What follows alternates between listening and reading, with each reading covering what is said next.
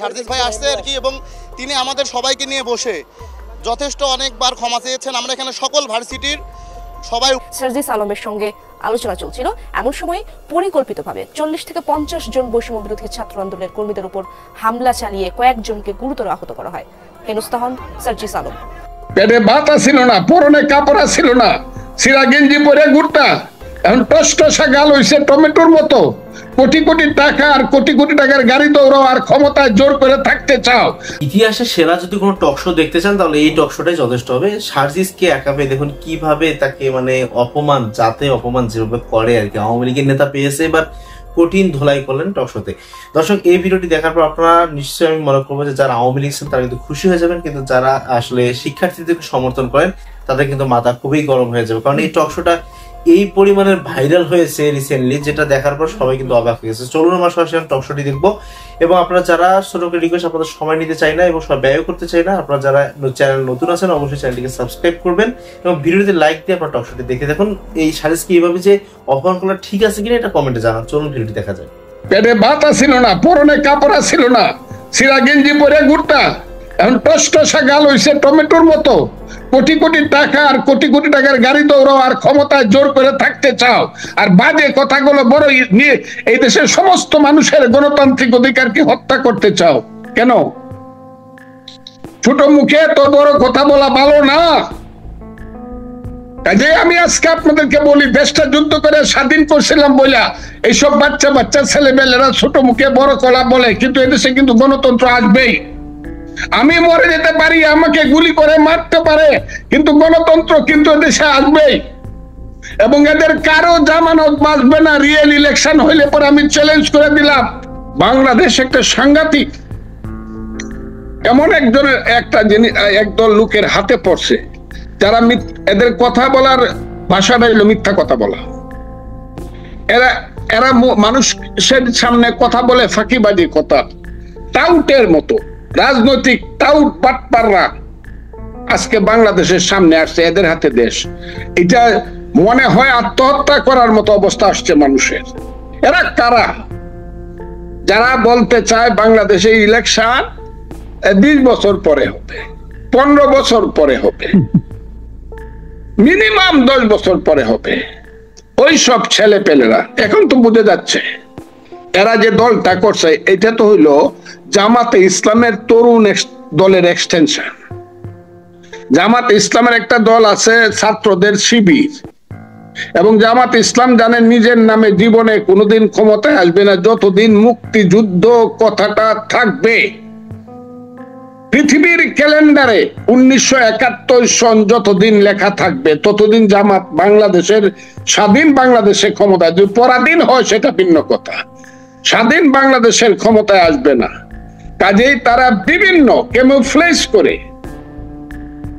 রং বেরঙের দল সাজাচ্ছে, এবং তাদেরই একটা তরুণ দলের নাম হইল যে এই যে নাগরিক পার্টি, না জাতীয় নাগরিক।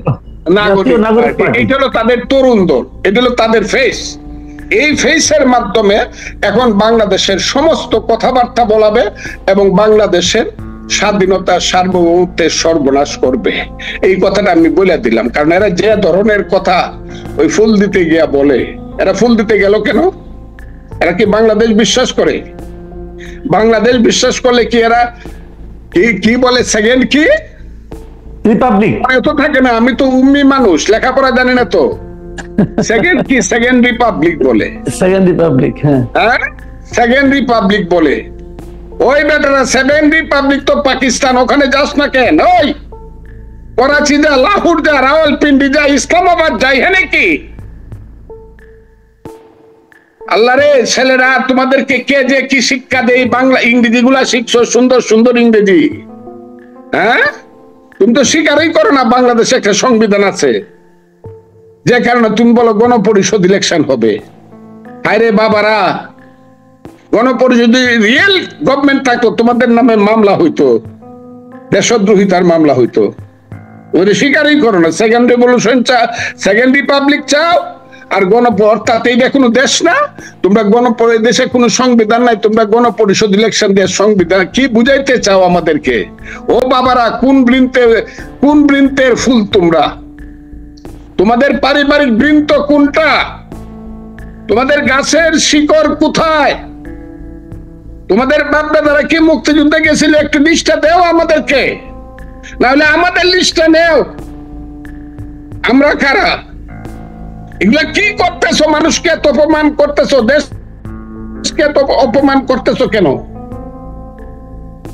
তারা বলতেছে যে ৭২-এর সংবিধান ওটা ছুঁড়ে ফেলে দিতে হবে, নতুন সংবিধান করতে হবে এবং তার জন্য গণপরিষদের নির্বাচন করতে হবে।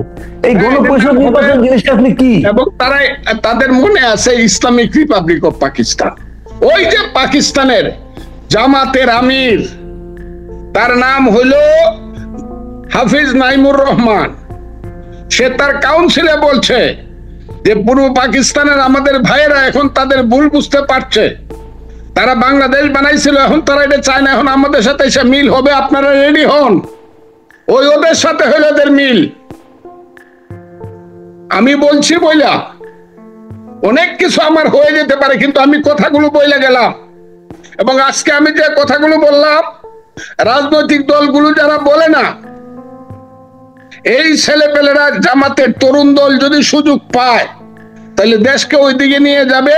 এবং আজকে আমি যে কথাটা বললাম, এটা 3 মাস বা 5 মাস বা 6 মাস পরে এই বড় বড় দলগুলা বলবে, তখন বুঝবে তারা কত ধানে কত চাল। দেশ ওই দিকে যাচ্ছে। ওই যে একটা ছেলে মাহফুজ আলম বলে রাখছে, দেশ গৃহযুদ্ধের দিকে যাবে। তারা এই দেশটাকে বাংলাদেশ রাখতে চায় না।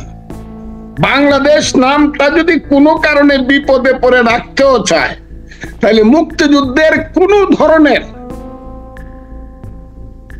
স্ট্যান্ড পয়েন্ট, নীতি, আদর্শ কোনো কিছু তারা রাখতে চায় না, সব শেষ করে দিতে চায়। কারণ তাদের পূর্বপুরুষরা মুক্তিযুদ্ধে বিরুদ্ধে ছিল এবং তারা ওই অপমানের গ্লানির প্রতিশোধ নিচ্ছে এখন একটা সময় এবং সুযোগে। এবং এটার জন্য সবচেয়ে দায়ী হলো হাসিনা, তার সরকার। গত 15 বছরে মানুষের উপরে যে অত্যাচার অবিচার করছে, ফ্যাসিজম চালাইছে, মানুষের গণতান্ত্রিক অধিকারকে হত্যা করছে, তাদের আজকে এমন বিচার হওয়া উচিত। যারা গত 15 বছর দেশ চালাইছে তারা, আমি যে বলতাম, আমি সবসময় শেখ হাসিনা আপনি নিজে ধ্বংস হবেন, আপনার নিজে ডুববেন, আপনার মহান পিতাকে ডুবাবেন, দেশকে ডুবাবেন এবং দলকে ডুবাবেন, এটা এবং আজকে সত্যে পরিণত হয়েছে। এখন আমাদের মতো লোকের ফাইট করতে হয়, আমি কিন্তু বিএনপি হিসাবে ফাইট করতেছি না, বিএনপি হিসাবে আমাদের দলের নেতারা ফাইট করতেছে। আমি একজন মুক্তিযোদ্ধা হিসাবে, আমি একজন আদর্শিক লোক হিসাবে, মুক্তিযুদ্ধের আদর্শিক লোক হিসাবে আমার সমস্ত কিছু জীবন মৃত্যুর মুখামুখি দাঁড়িয়ে আজকে সংসপ্তকের ভূমিকা পালন করছি। আমি দেখতে চাই বাংলাদেশে কি সবাই মীর জাফরের সন্তান নাকি সিরাজউদ্দৌলার সন্তানও আছে। আমি এটা দেখতে চাই। এই বাংলাদেশে কি সবাই সাম্প্রদায়িক অমানসিক শক্তি না ধর্ম নিরপেক্ষ গণতান্ত্রিক শক্তি, অসাম্প্রদায়িক শক্তি, মানুষের শক্তি? শুনো হে মানুষ ভাই, সবার উপরে মানুষত্ব, এই শক্তি আছে কিনা এটা দেখতে চাই। যদি না দেখতে চাই, একদিন বিষ খায়ে মরে যাবো যদি একা একা হই। যদি মানুষ না থাকে সাথে, যে আমি যদি ভুল হই, যে মুক্তিযুদ্ধ করে ভুল করি নাই, কিন্তু তারা যদি প্রমাণ করতে পারে আমি মুক্তিযুদ্ধ করে ভুল করছিলাম, সেদিন আমি আত্মহত্যা করব। আমার এখন আর সহ্য হয় না। ইউনূস সাহেব এই কেন পা দিছেন?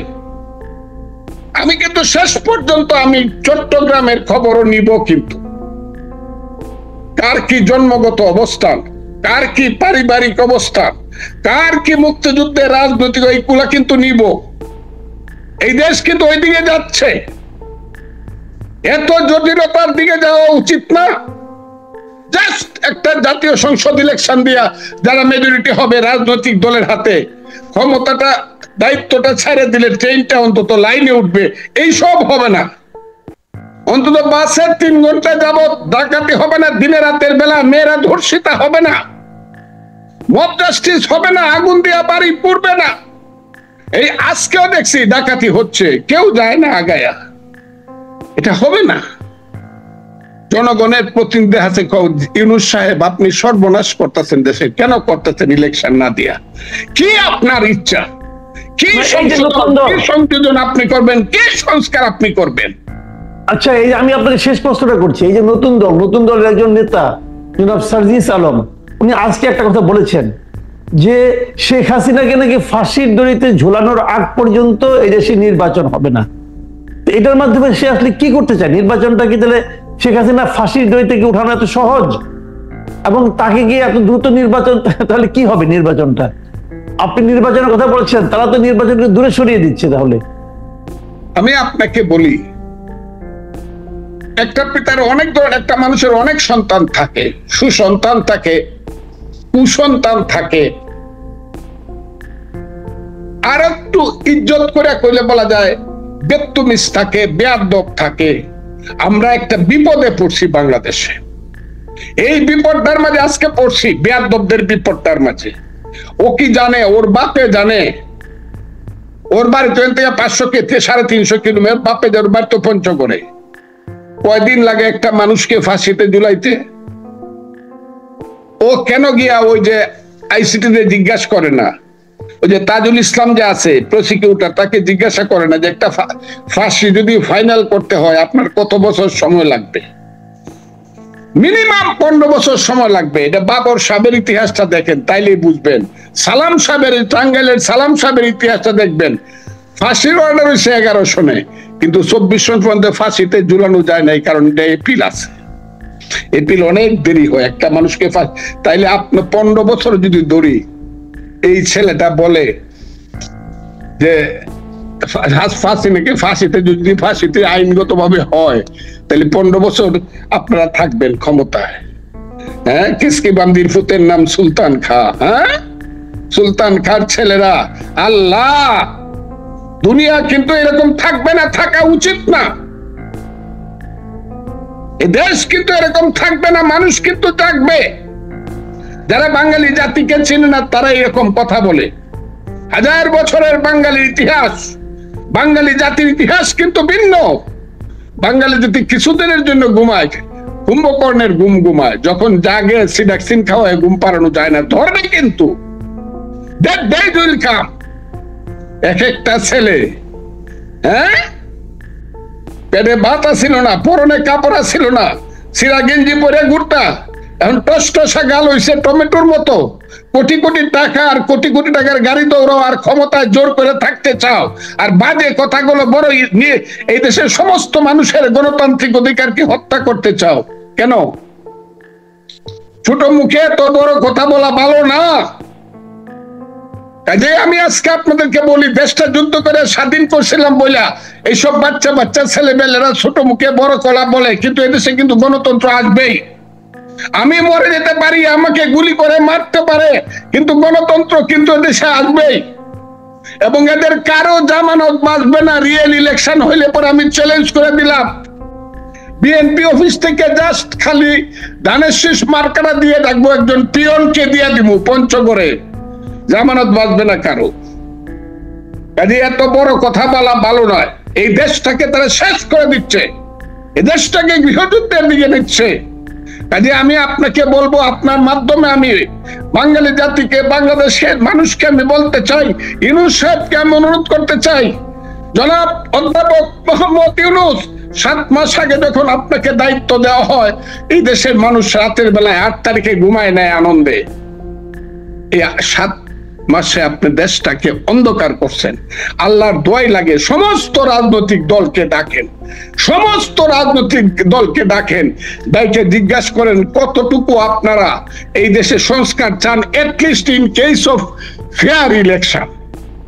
অন্য কিছু করতে যায়েন না, পারবেন না, সবটা ঐক্যবদ্ধ ভাবে পরে তারপরে দ্রুত ইলেকশন দেন, দেশ যদি বাঁচাতে চান। নাহলে দেশ ধ্বংস হওয়ার সমস্ত দায়িত্ব ইউনূস সাহেবের কাঁধে পড়বে।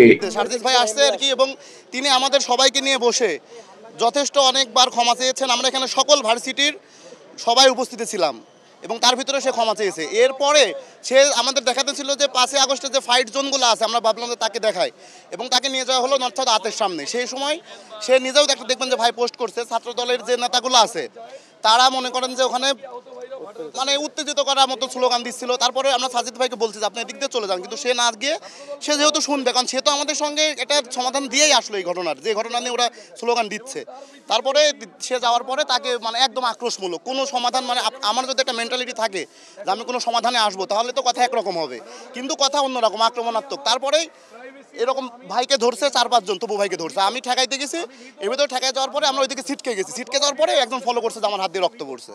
তারপরে দেখি যে এরকম, আমি তো মানে সেরকম কোনো বুঝতেই পারিনি যে কীভাবে কী দিয়ে কেটে দিল। আমি সরকারের কাছে আহ্বান জানাচ্ছি এবং বিএনপির হাইকমান্ড মিস্টার তারেক রহমান সাহেবকে আমি আহ্বান জানাবো যে আপনার দলের নাম বেচে যদি কেউ এগুলো করে, আপনার দলের নাম ক্ষুণ্ণ হবে। আপনার এই ধরনের মানুষদেরকে দলে আশ্রয় প্রশ্রয় দেওয়া উচিত না। অনিতলম্বে তার বিরুদ্ধে দলের শাস্তি নেন। আহমেদ শাকিল এবং মাশরুফ এবং সাথে আরও যারা ছিলেন, যাদের নাম আমি জানি না, তাদের বিরুদ্ধে ব্যবস্থা নেন। আমার এখানে আমাদের সম্মিলিত বেসরকারি বিশ্ববিদ্যালয়ের ছাত্রদলের নেতারা আছেন এবং বৈষম্য বিরোধী ছাত্রদল আন্দোলনের নেতারাও এখানে উপস্থিত আছেন। আমি তাদেরকে সবাইকে বলতে চাই, আমি কোনো দলের না, মুস্তাক তাহমিদ দলের কোনো দলের সাথে যুক্ত না, আমি একজন সাধারণ শিক্ষার্থী। আপনারা আমাকে নিয়ে খোঁজখবর নেন, কিন্তু আজকে আমার যে অবস্থা, এই অবস্থার জন্যে অপরাধী কোনো দলের হতে পারে না ভাই। আপনারা এই বিচার এনশিওর করবেন। আমরা 17 বছর ফেসিস্ট হাসিনার সময় এই ধরনের কর্মকাণ্ড ছাত্রলীগের দ্বারা দেখেছি। ছাত্রলীগ এগুলো করে দলের ব্যানারে পার পেয়ে গেছে, এই জন্যে আজকে আওয়ামী লীগের অবস্থা। আপনারা কোনো দল এই ধরনের সাপোর্ট করবেন না।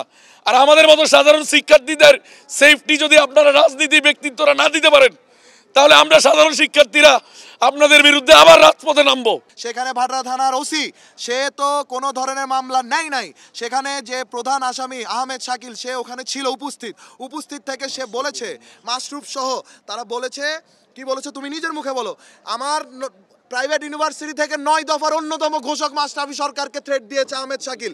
এবং আমাকে নিয়ে যখন নিউজ করা হয়েছিল তখন বলা হয়েছিল তারেক রহমান ভাই থেকে আমি ফান্ডিং নিয়ে আমি আন্দোলন করেছি। ভাই আমি আপনাকে নিউজের মাধ্যমে বলে দিতে চাই, আপনার দলের অন্য ছেলেদের নামে আসে নাই, আমাদের নামে এসেছে, তাহলে বুঝে নিয়ে আমরা কারা। এখন আপনি যদি আমাদেরকে সিকিউরিটি দিতে না পারেন বা না দেন, এই থ্রেট যদি আমাদের খেতে হয়, তাহলে এটার উত্তর আপনাদের কাছেই থাকবে। বাংলাদেশ জাতীয়তাবাদী দল তারেক রহমান ভাইয়ের আপনার দৃষ্টি আকর্ষণ করছি, গণঅভ্যুত্থানের আগে আমাদের বলা হয়েছিল তপু মাশরাফি তারেক রহমানের দালাল এবং তাদের কাছে টাকা খেয়ে এই আন্দোলনে লিপ্ত হয়েছিল। তাহলে এখন আমাদের কেন আলাদা করে বঞ্চিত করা হচ্ছে, যেখানে আমরা গতকালকে বলেছিলাম যে প্রাইভেটের স্টেক এখন কোথায়, এখন আমরা যে এই যে এরকম আপনাদের দলের ছেলেপেলের কাছ থেকে আমরা হুমকির শিকার হচ্ছি, আমাদের প্রত্যেকটা ভাই ব্রাদার হুমকির শিকার হচ্ছে, এই দায়ভার কে নেবে? তারেক রহমান ভাই, আপনি যদি আমার এই ভিডিও দেখে থাকেন, আমি মাশরাফি সরকার বেসরকারি বিশ্ববিদ্যালয়ের 9 দফার ঘোষক, সরাসরি আপনাকে প্রশ্ন করতে চাই। এবং আমার আরও পরিচয় আছে, আমি স্বাস্থ্য কেন্দ্রীয় কমিটির সদস্য, রাজশাহী বিভাগীয় প্রধান এবং নর্থ সাউথ বিশ্ববিদ্যালয়ের ক্রিকেট টিমের ক্যাপ্টেন, আমি নর্থ সাউথকে রিপ্রেজেন্ট করি। ভাই 5 তারিখের পরে আমরা নেতা হয় নাই, আমরা নেতা হয়েছি সেই আগে থেকেই। নর্থ সাউথের অফিসিয়াল ফেস আমরা, এখানে আমাদের বড় ভাইকে তাকে স্ট্র্যাপ করা হয়েছে, এখানে আমাদের অনেক বড় ভাইরা ছিল, তাকে স্ট্র্যাপ করা হয়েছে। আমি তারেক রহমান ভাইয়ের দৃষ্টি আকর্ষণ করছি, আপনার দলের এইরকম উশৃঙ্খল মানুষরা আমাদের কি করে থ্রেট দেয়, কোন সাহসে থ্রেট দেয়, তাদের ব্যাকআপ কি? এই ব্যাকআপ আপনি কিনা, আপনি নিজে কিনা, আপনার কথার সাথে আপনার দলের কর্মীদের কোনো কাজের কোনো মিল নেই, সাদৃশ্যপূর্ণতা নেই বলেই আজকে আমি প্রশ্ন রেখে গেলাম। এই হামলার ঘটনায় বেলা 12টায় নর্থ সাউথ বিশ্ববিদ্যালয় ক্যাম্পাসে সংবাদ সম্মেলনে বিস্তারিত তুলে ধরা হবে বলেও জানান তারা।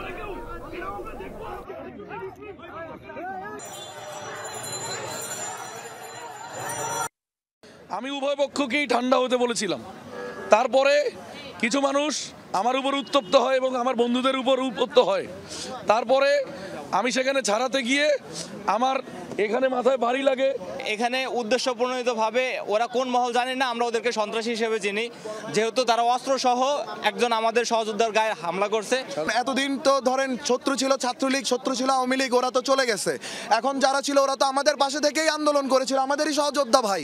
এখন আমি কিভাবে বুঝবো কে আমার পিছন দিয়ে আমাকে ছুরি মারতে আসে? দর্শক, তবে আজকে টকশোটি দেখার পর আপনাদের কি মন্তব্য এবং সাজিদকে এরকম কথা বললেন, এই ব্যাপারগুলো আপনাদের কি মন্তব্য এবং সাজিদের উত্তরগুলো বা কেমন লাগলো? দর্শক, আজকের ভিডিওটি সম্পর্কে টোটালি আপনাদের মন্তব্যগুলো আমাদের কমেন্ট বক্সে জানিয়ে দিন এবং আলোচিত ভিডিওগুলো সর্বপ্রথম এই চ্যানেলের মধ্যে পাওয়ার জন্য অবশ্যই চ্যানেলটিকে সাবস্ক্রাইব করুন। আল্লাহ হাফেজ।